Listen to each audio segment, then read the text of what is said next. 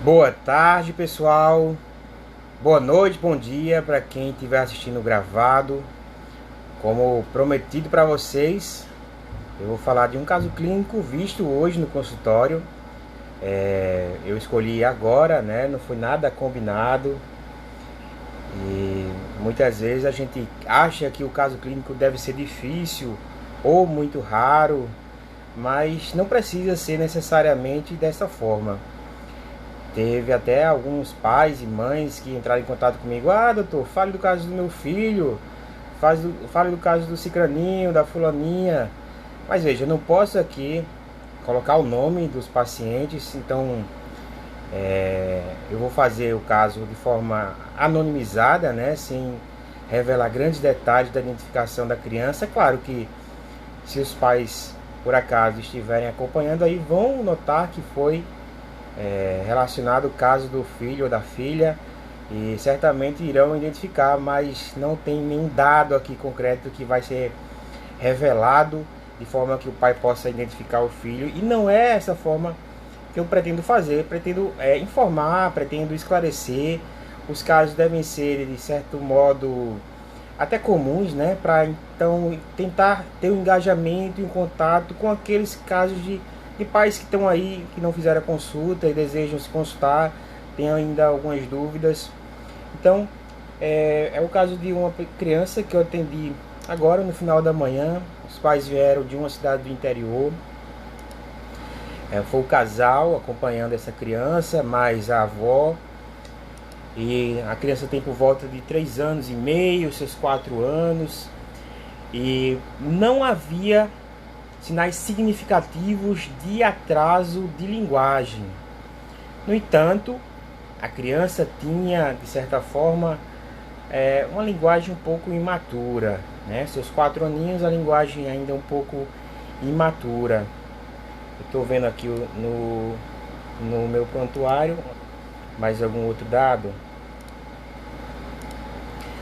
Apesar da linguagem imatura, a criança realmente falava frases até bem construídas, mas ocasionalmente vinha alguma frase fora do contexto, tipo, hora de tomar banho.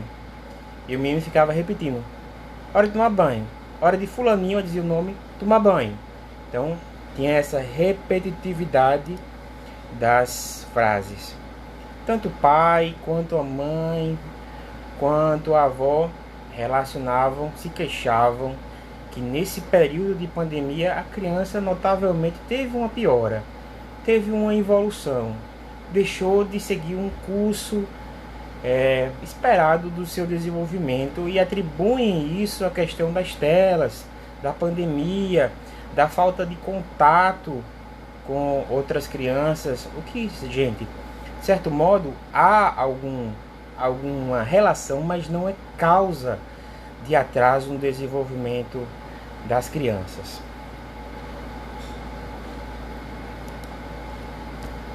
Outro dado importante é que a criança está desenvolvendo um comportamento disruptivo.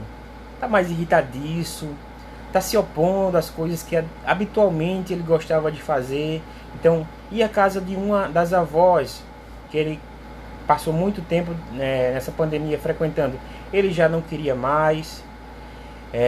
Estava se opondo a tomar banho, estava se opondo a cumprir com algumas rotinas já pré-estabelecidas, e que ele já estava engajado nessas rotinas. Não, de certa forma ele não tinha essa oposição, agora está com muita oposição e muita inquietação, hiperatividade, inquietação, tá?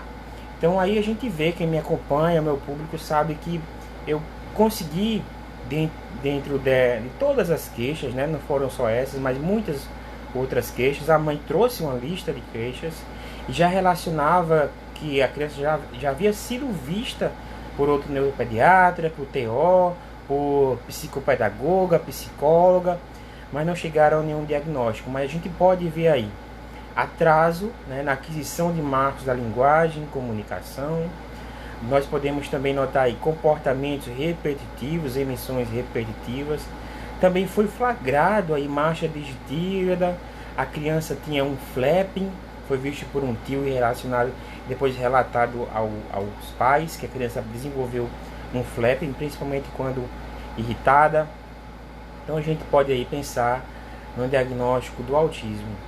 Mas os sinais não eram tão claros, por isso que eu estou passando para vocês isso como um diagnóstico difícil.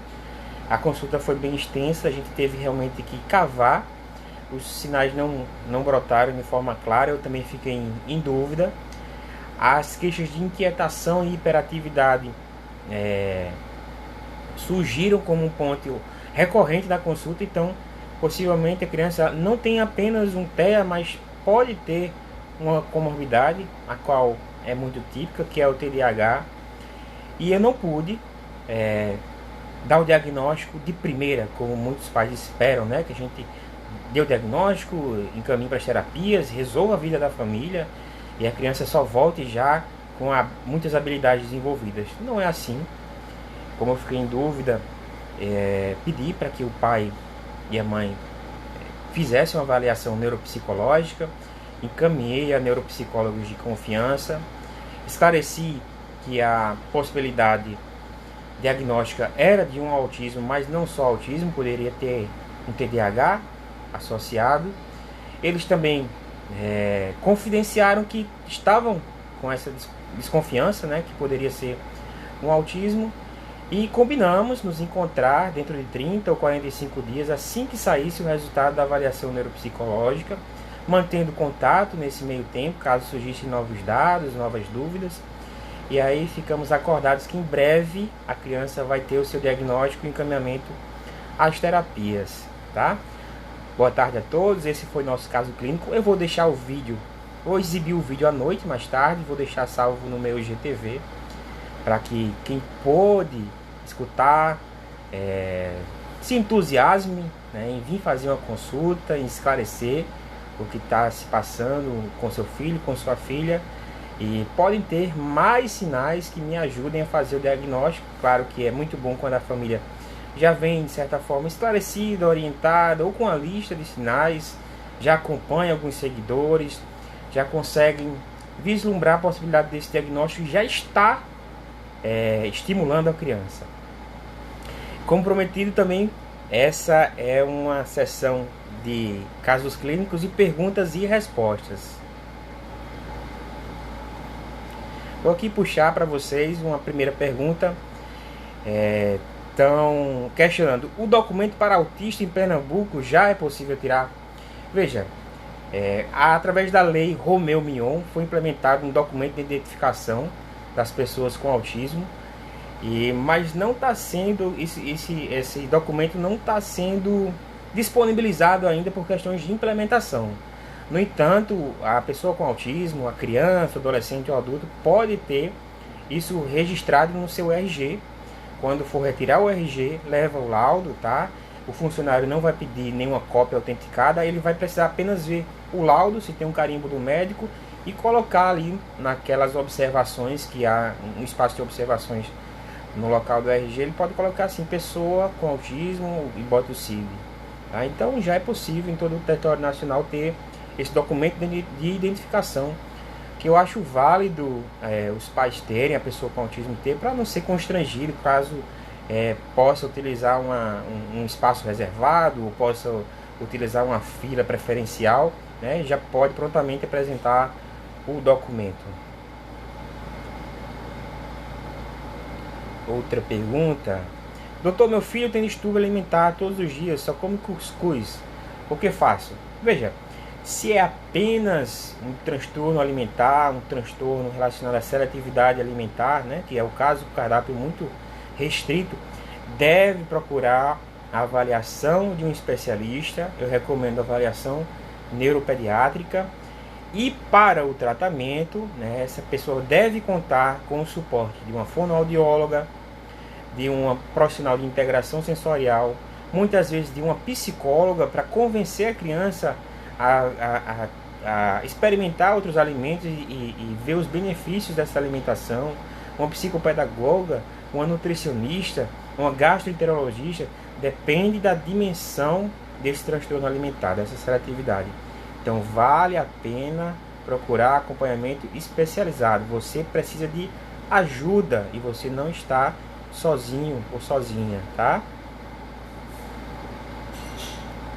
Outra pergunta. Estão aqui perguntando: Thea, tem alguma vacina Covid? Ou seja, uma vacina mais específica para pessoa com autismo? Veja, não há uma vacina que seja vista como que cause menos problemas na pessoa com autismo. A gente está aí com diversas marcas de vacina, tá? Chegou a Coronavac, tem em alguns estados a Butanvac. Hoje a gente está lidando com a questão da AstraZeneca e Pfizer, mas tão logo se libere a vacinação para o público com autismo, deve ser feita a vacinação, tá? Então a Anvisa já liberou a vacinação com a vacina da Pfizer a partir dos 12 anos. No entanto, esse calendário de vacinação ainda não foi implementado em todas as cidades. E já está liberada a vacinação para pessoas com comorbidades ou com pessoa com deficiência a partir dos 18 anos. Então, fazer a vacina que tiver disponível, tá? O mais breve possível, segundo o calendário de vacinação do seu município.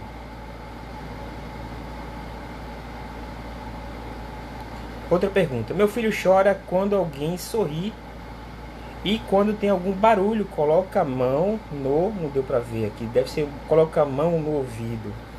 Então, certamente essa criança tem algo a ser investigado.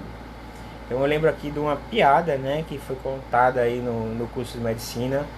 Muitas vezes a gente tá com essas perguntas aí para serem feitas a um médico, né, e aborda na live. Claro que eu peço perguntas para vocês, mas veja, eu já falei isso aqui. Perguntas que beneficiem a todos, né?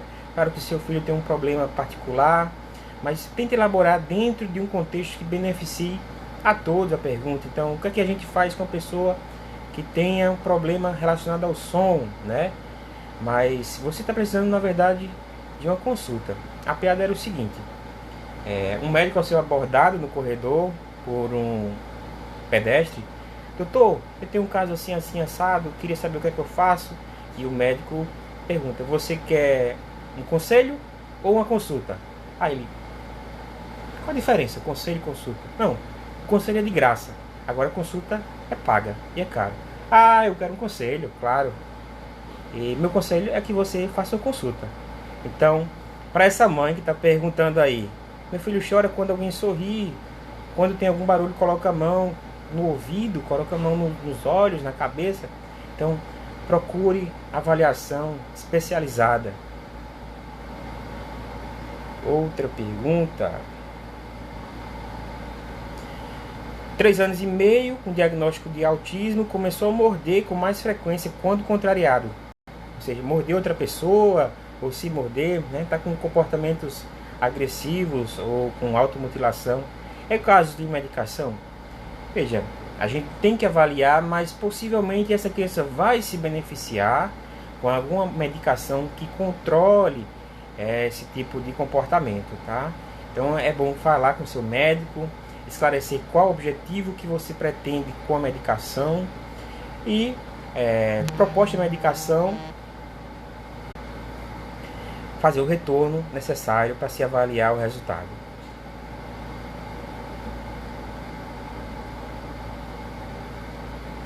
Quais principais sinais de um autismo leve? Veja, todos os sinais possíveis de um autismo grave podem ser vistos numa criança ou numa pessoa com autismo leve, porque a gente vai diferenciar a intensidade desse sinal e talvez a percepção desse sinal. Então, a gente vê para o diagnóstico dificuldades na aquisição de marcos da linguagem de comunicação.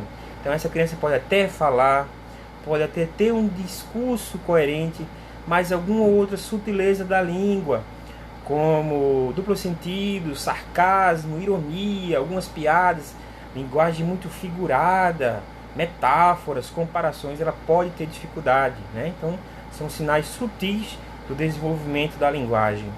E comportamentos repetitivos ou ritualizados. Não é aquela criança que tem comportamentos autoestimulatórios ou estereotipados, né, como o flapping, o rocking, mas comportamentos como rituais de correr de uma parede a outra, ou andar de uma parede a outra, saltitar. Então, todos os tipos de sinais podem ser vistos. Muitas vezes a gente faz o diagnóstico associando comorbidades, que são muito mais vistas no autismo, transtornos sensoriais, transtornos de sono.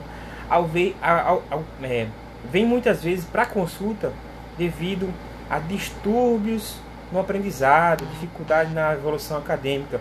E aí na consulta você vai avaliando e percebendo que desde a tenridade a criança não tinha um desenvolvimento que a gente chama neurotípico, né? Então são sinais percebidos no autismo leve, moderado ou grave. Veja pessoal, nossa conversa foi breve. Eu vou reexibir esse vídeo à noite e consequentemente deixar no meu IGTV. Ao longo dessa tarde, dessa noite e até amanhã eu vou respondendo as demais perguntas, tá? Obrigado a todos pela participação. Revejam o vídeo mais tarde, eu vou deixar aí por volta de 8, 8 e meia, vou estar exibindo e depois deixo salvo no meu IGTV para quem não pôde usufruir desse momento aí pós-almoço de informação, poder rever o vídeo, tá? Boa tarde a todos, até logo, muito obrigado por sua audiência e até mais.